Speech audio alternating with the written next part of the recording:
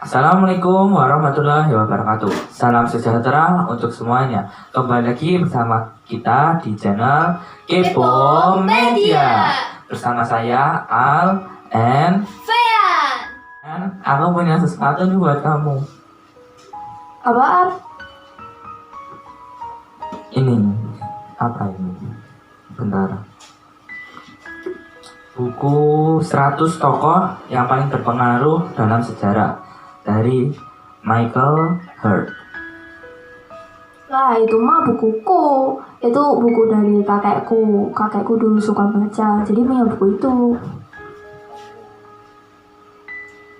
Oh, sekarang aku mau baca nih tentang Nabi Muhammad 570 sampai 632 Masehi.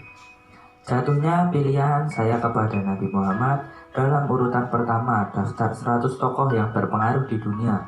Mungkin mengejutkan sementara pembaca dan mungkin jadi tanda tanya sebagai yang lain. Tapi saya berpegang pada keyakinan saya. Dialah Nabi Muhammad satu-satunya manusia dalam sejarah yang berhasil meraih sukses-sukses luar biasa, baik ditilik dari ukuran agama maupun ruang lingkup duniawi. Berasal usul dari keluarga sederhana, Nabi Muhammad menegakkan dan menyebarkan salah satu dari agama terbesar di dunia, agama Islam. Dan pada saat yang bersama tampil sebagai seorang pemimpin yang teguh, tulen dan efektif. Kini 13 abad setelah wafatnya, pengaruhnya masih tetap kuat dan mendalam serta berakar.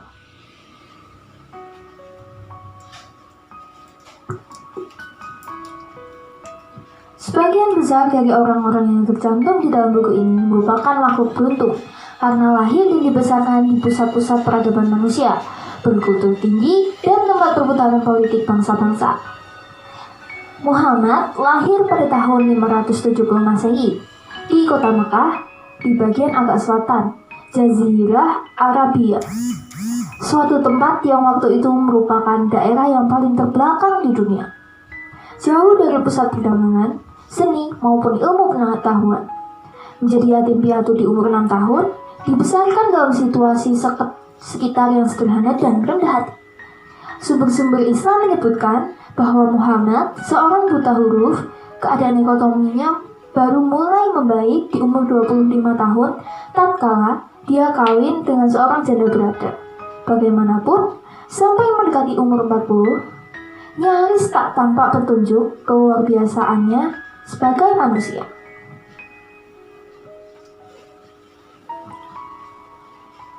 Umumnya, bangsa Arab saat itu tidak memeluk agama tertentu kecuali penyembah berhala. Di kota Mekah ada sejumlah kecil pemeluk-pemeluk agama Yahudi dan Nasrani. Dan sebesar kemungkinan dari merekalah Muhammad untuk pertama kali mendengar perihal adanya satu Tuhan yang Maha Kuasa yang mengatur isi alam. Tak kala dia berusia 40 tahun, Muhammad yakin bahwa Tuhan yang Maha Esa ini menyampaikan suatu kepadanya dan memilih untuk jadi penyebar kepercayaan yang benar. Selama 3 tahun, Muhammad hanya menyebar agama terbatas pada kawan-kawan dekat dan kerabatnya. Baru tak kala memasuki tahun 613, dia mulai tampil di depan publik.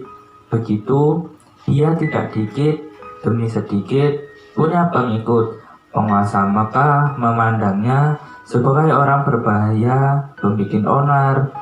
Di tahun 622, cemas terhadap keselamatannya, Muhammad hijrah ke Madinah, ke kota di utara Mekah berjarak 200 mil.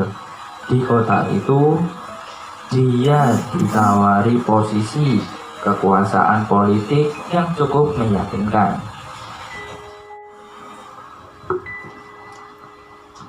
Peristiwa hijrah ini merupakan titik balik penting bagi kehidupan Nabi.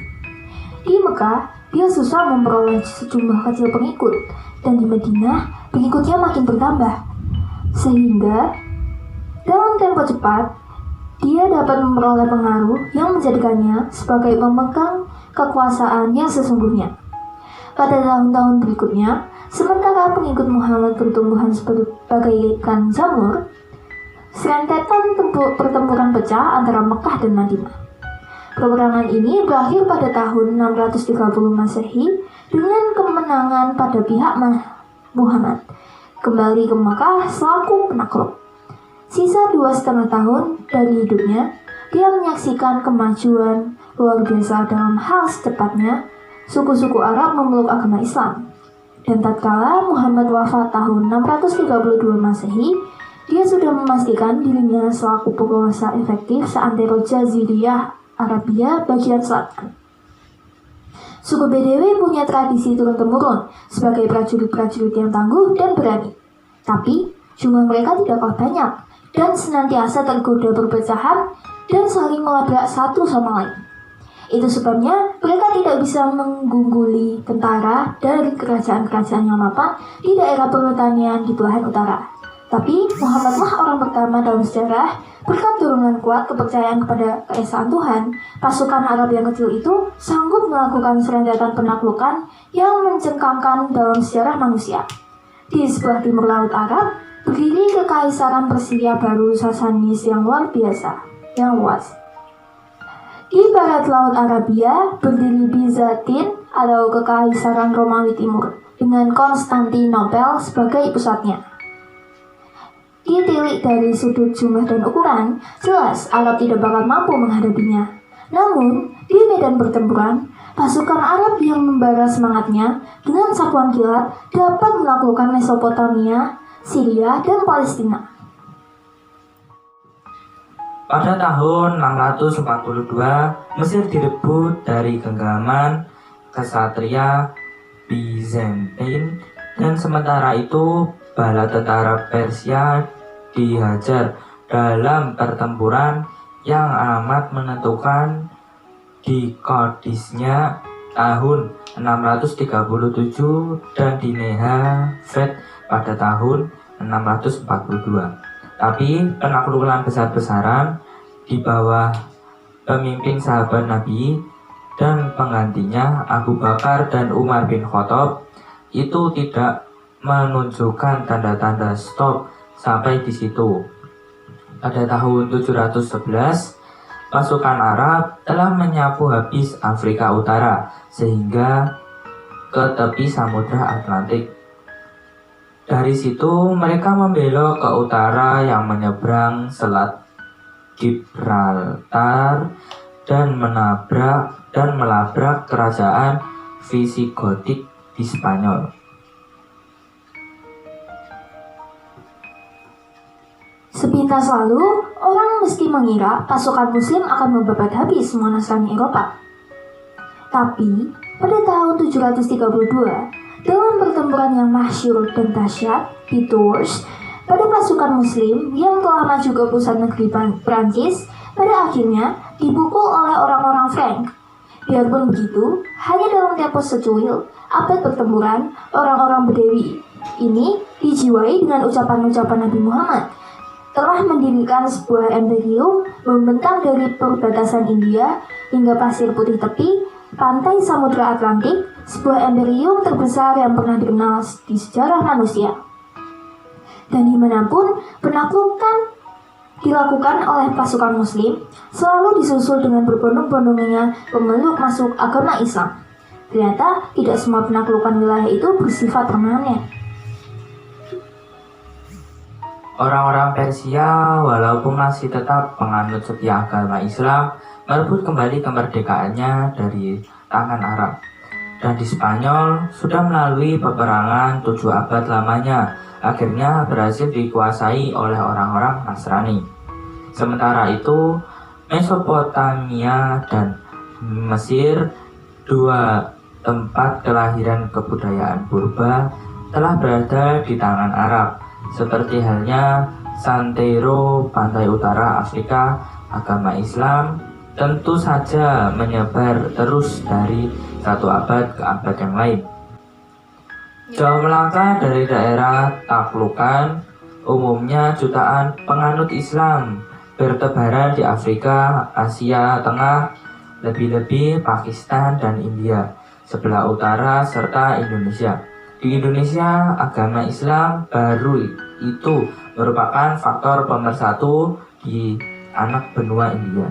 Nyaris kebalikannya, adanya agama baru itu menjadi sebab utama terjadinya perpecahan.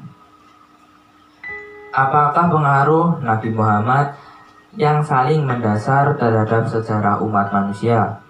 Seperti halnya lain-lain agama juga. Islam punya pengaruh luar biasa besarnya terhadap para penganutnya. Itu disebabkan mengapa penyebar-penyebar agama besar di dunia semua terdapat tempat dalam buku ini. Jika diukur dari jumlah, banyak pemeluk agama Nasrani 2 kali lipat besarnya dari pemeluk agama Islam. Dengan sendirinya timbul tanda tanya apa alasan menempatkan urutan Nabi Muhammad lebih tinggi daripada Nabi Isa dalam daftar. Ada 2 alasan pokok yang jadi pegangan saya. Pertama, Muhammad memainkan peran jauh lebih penting dalam pengembangan Islam ketimbang peran Nabi Isa terhadap agama Nasrani.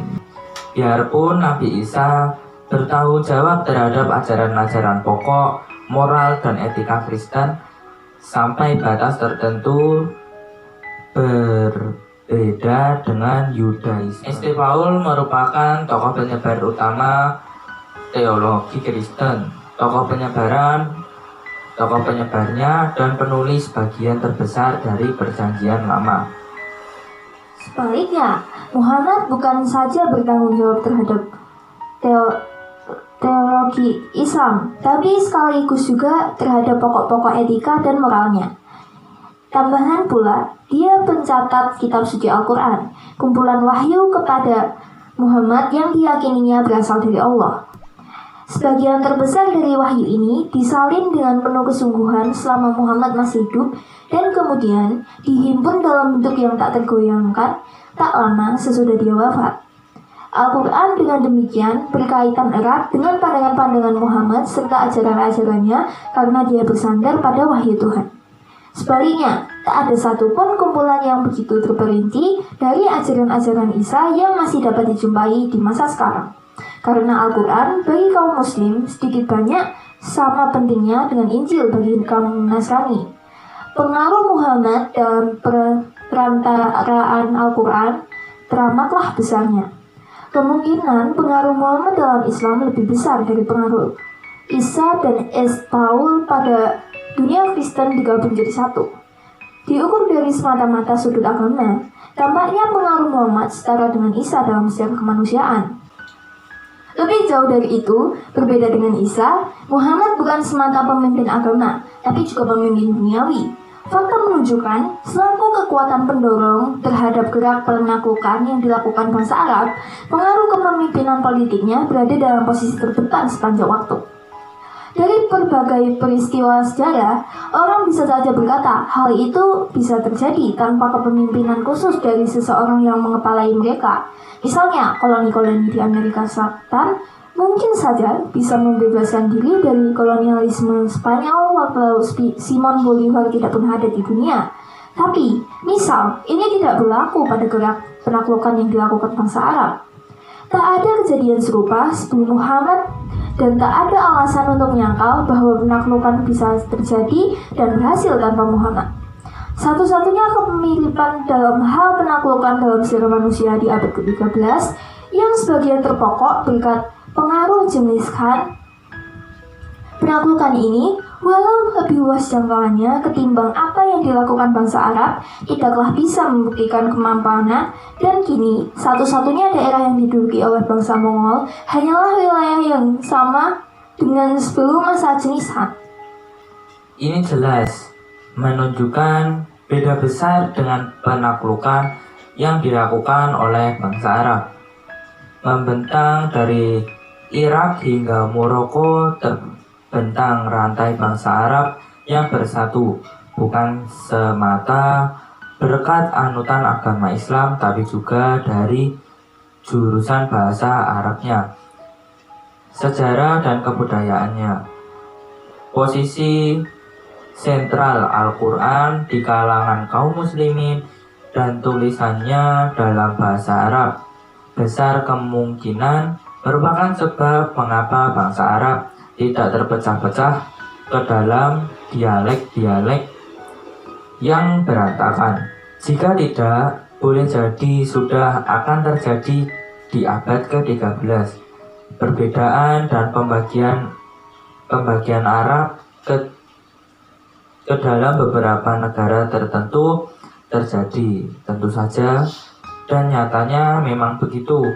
Tapi perpecahan yang bersifat sebagai-bagai itu jangan lantas membuat kita alpa bahwa persatuan mereka masih terwujud. Tapi baik Iran maupun Indonesia, yang kedua-keduanya negeri berpenduduk muslimin dan keduanya penghasil minyak, tidak ikut bergabung dalam sikap embargo minyak pada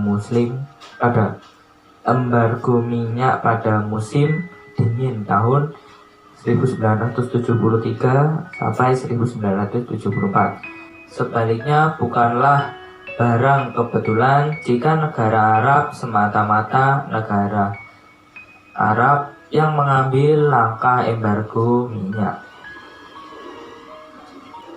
Jadi, dapatlah kita saksikan penaklukan yang dilakukan bangsa Arab di abad ke-7 terus memainkan peranan penting dalam sejarah umat manusia hingga saat ini. Dari segi inilah saya menilai adanya kombinasi tak tertandingkan untuk antara segi agama dan segi duniawi yang melekat pada pengaruh diri Muhammad. Sehingga saya menganggap Muhammad dalam arti pribadi adalah manusia yang paling berpengaruh dalam sejarah manusia. Nah, sekian untuk episode 1. Jangan lupa like, comment, share, dan subscribe. Oh ya, jangan lupa follow sosial media kita di description box ya. Bye!